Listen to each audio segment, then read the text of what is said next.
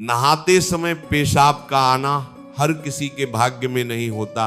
आज इस गहरे, गोपनीय और वैज्ञानिक रूप से जुड़े आध्यात्मिक सत्य को अपने भीतर की गहराइयों में उतर जाने दो कि तुम्हारे शरीर की यह एक सहज क्रिया विधाता का कोई साधारण शारीरिक संकेत नहीं, बल्कि तुम्हारे शरीर के भीतर छिपे चक्रों की शुद्धि और आने वाले एक बहुत बड़े भाग्य का गुप्त ईश्वरीय विधान है।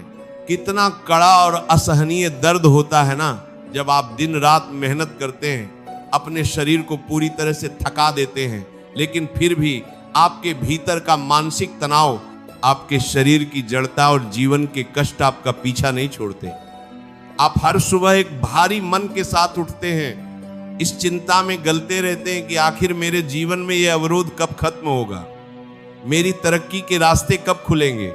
जब आपके सबसे प्रिय रिश्ते आपको बीच मझधार में धोखा देकर छोड़ देते हैं और आपका पूरा शरीर इस मानसिक पीड़ा और तनाव के बोझ के नीचे घुटने लगता है, तो इंसान अंदर से पूरी तरह खोखला महसूस करने लगता है। पर सच तो यह है कि हमारे शरीर की हर एक सूक्ष्म क्रिया का संबंध हमारे अंतर्मन और हमारी किस्मत से जुड़ा होता है। भगवान श्री कृष्ण भगवद गीता के 13वें अध्याय में स्वयं कहते हैं कि इदम शरीरम कौन्ते क्षेत्रमित्यभिधीयते एतदेव इत्तितम की पालतिन कन की दिलतिन तन की तालाम करंतम कर प्राहुः क्षेत्रज्ञ इति तद्विधाम। अर्थात हे अर्जुन, यह शरीर एक क्षेत्र है और जो इसे गहराई से जानता है वही क्षेत्रज्ञ। कड़वा सच तो यह है कि लोग केवल बाहरी दुनिया में भाग्य की लकीरें ढूंढते हैं, जबकि असली भाग्य की शुरुआत तो तुम्हारे इस पंचतत्वों से बने शरीर की शुद्धि से होती है। जब कोई मनुष्य जल तत्व के संपर्क में आता है तो उसके शरीर के भीतर एक अलौकिक चुंबकीय प्रवाह जागृत होता है। जो व्यक्ति मानसिक रूप से पूरी तरह से तनाव मुक्त और ब्रह्मांडीय ऊर्जा के प्रवाह के अनुकूल होता है, जल के स्पर्श मात्र से उसके शरीर के निचले चक्र, विशेषकर स्वादिष्ठान और मूलाधार चक्र, पूरी तरह से सक्रिय होकर अनावश्यक तत्वों को बाहर निकालने की प्रेरणा देते हैं। ये क्रिया हर उस इंसान के साथ नहीं हो सकती जो हर समय चिंता, क्रोध और दुर्भावना के भारी बोझ से दबा हुआ है। विधाता तुम्हें इस शारीरिक संकेत के माध्यम से समझा रहा है कि तुम्हारे भीतर की जड़ता अब समाप्त हो रही है। इसका समाधान निराशा के समंदर में डूबकर खुद को कोसना बिल्कुल नहीं है, बल्कि इसका अचूक समाधान है शरीर और मन के इस दिव्य समन्वय को समझना और प्रकृति के इन गुप्त इशारों के प्रति साक्षी भाव रखना। जब तुम इस सहज शारीरिक क्रिया को अपने शरीर के भीतर के अवरोधों के टूटने और नकारात्मक ऊर्जा के बाहर निकलने का एक आशीर्वाद मानकर स्वीकार कर लोगे, तो तुम्हारा सारा मानसिक तनाव उसी क्षण कपूर की तरह उड़ जाएगा। समाधान यह है कि तुम अपनी सोच को संकीर्णता से ऊपर उठाओ और समझो कि जब तुम्हारा शरीर जल के वेग के साथ पूरी तरह एकाकार हो जाता है, तभी यह अद्भुत संतुलन बनता है। शांत हो जाओ और अपनी पूरी निष्ठा से केवल अपना कर्म करो। जब तुम खुद को शून्य करके अपनी लगाम उस सामरे सरकार के हाथों में सौंप देते हो, तो जीवन की हर बंद राह अपने आप खुलने लगती है। शांत हो जाओ और इन प्राकृतिक बदलावों के पीछे छिपे विधाता के दिव्य संकेतों को पहचानो। ये सत्संग तुम्हारे भीतर के उस अज्ञान को मिटाने आया है जो तुम्हें कमजोर बना रहा था। जल तत्व की इसी प्रचंड महिमा, शरीर की शुद्धि और विधाता के अद्भुत विधान को गहराई से समझने के लिए हमें पुराणों के उस महान और परम पावन प्रसंग की ओर चलना होगा, जहां साक्षात नारायण के अंगों से प्रकट हुए जल ने पूरी सृष्टि के पापों और जड़ता को एक पल में समाप्त कर दिया था। ये अमर गाथा है। श्रीमद् भागवत पुराण और शिव पुराण में वर्णित गंगा अवतरण और महाराजा भगीरथ के घोर तप की, महाराजा भगीरथ के पूर्वज राजा सगर के 60,000 पुत्र महर्षि कपिल के श्राप के कारण भस्म होकर पाताल लोक में जड़ हो चुके थे। उनकी आत्माएं मुक्ति के लिए और उस दिव्य स्पर्श के लिए तड़प रही थी जो उनके भीतर के सारे विकारों को धो सके। भगीरथ ने अपने पूर्वजों की शुद्धि और उनके उद्धार के लिए हजारों वर्षों तक बिना अन्न जल ग्रहण किए घोर तपस्या की। उनकी इस प्रचंड साधना से प्रसन्न होकर साक्षात ब्रह्मा जी प्रकट हुए और उन्होंने कहा कि हे भगीरथ, इस पूरी सृष्टि में केवल भगवान विष्णु के चरणों से निकली मां गंगा के जल तत्व में ही वह अलौकिक शक्ति है जो तुम्हारे पूर्वजों के भीतर की जड़ता और पापों को नष्ट कर सके। लेकिन गंगा के उस प्रचंड वेग को पृथ्वी सीधे सहन नहीं कर सकती। इसके लिए तुम्हें देवाधिदेव महादेव की शरण में जाना होगा।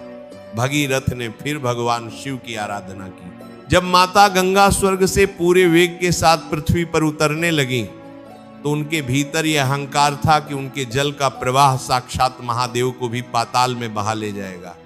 लेकिन भगवान शिव जो परम योगी और शांत स्वरूप हैं, उन्होंने अपनी जटाएं खोल ली।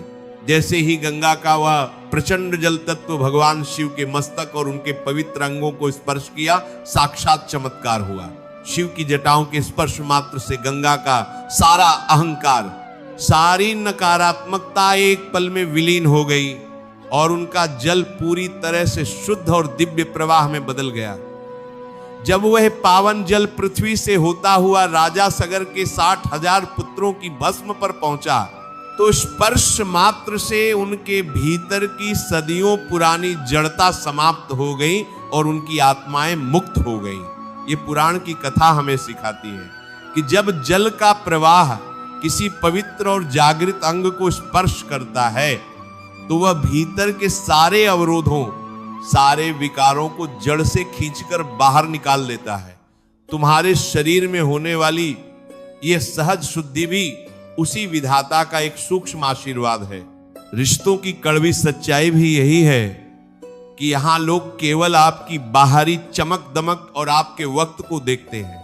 जब तक आप उनके स्वार्थ के अनुकूल रहेंगे वे आपके साथ खड़े रहेंगे, लेकिन जैसे ही आप संघर्ष के दौर से गुजरेंगे वे आपकी शारीरिक और मानसिक स्थिति का उपहास उड़ाने में एक पल भी नहीं लगाएंगे। सफलता का रास्ता कभी भी भीड़ भाड़ वाले शोर से होकर नहीं गुजरता, वह तो हमेशा अकेलेपन और इन्हीं खामोश रातों की भट्टी से होकर गुजरता है, जहां आप शांत मन से अपने शरीर और आत्मा को शुद्ध कर रहे होते हैं।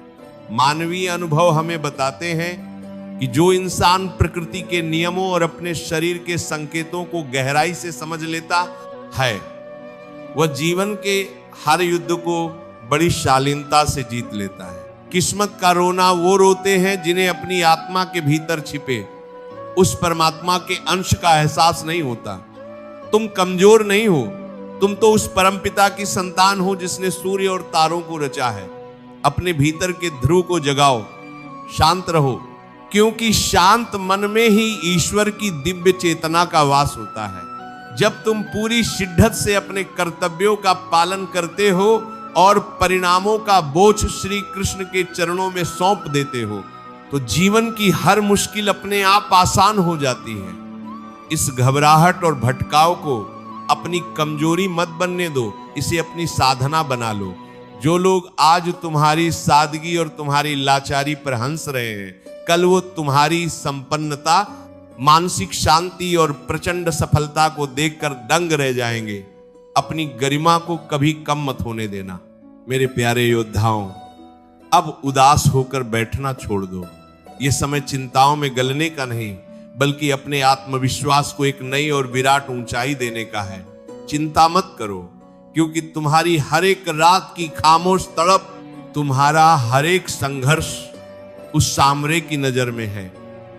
वह सही समय पर तुम्हारी हर बंद राह को खोल देगा और तुम्हें वो समृद्धि, वो आरोग्य देगा जिसकी दुनिया मिसाल देगी। अपनी नीयत को साफ रखो, अपने चरित्र को बेदाग रखो और अपने मार्ग पर अडिग रहो। जीत तुम्हारी ही होगी, क्योंकि तुम्हारा सारथी स्वयं द्वारकाधीश है और वह अपनी शरण में आने वाले भक्त का हाथ कभी नहीं छोड़ता।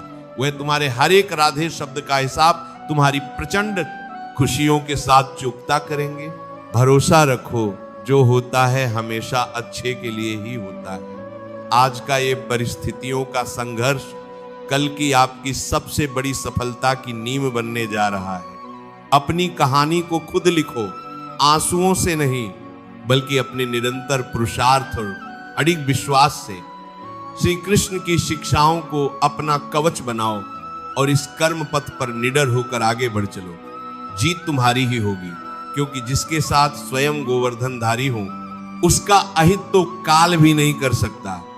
सुख और आत्मसम्मान तुम्हें पुकार रहे हैं, बस तुम्हें इस भटकाव को पार करके सब कुछ ईश्वर पर छोड़कर एक नया कदम बढ़ाना है। सब ठीक हो जाएगा। बस तुम अपनी मुस्कुराहट को वापस आने का रास्ता तो दो। तुम विजेता हो, और विजेता कभी परिस्थितियों का रोना नहीं रोते, वे तो अपनी आंतरिक शुद्धि से पूरी बाजी पलट देते हैं। कमेंट में राधे राधे लिखें, सब्सक्राइब करें और अंत में राधे राधे जय श्री कृष्ण लिखो।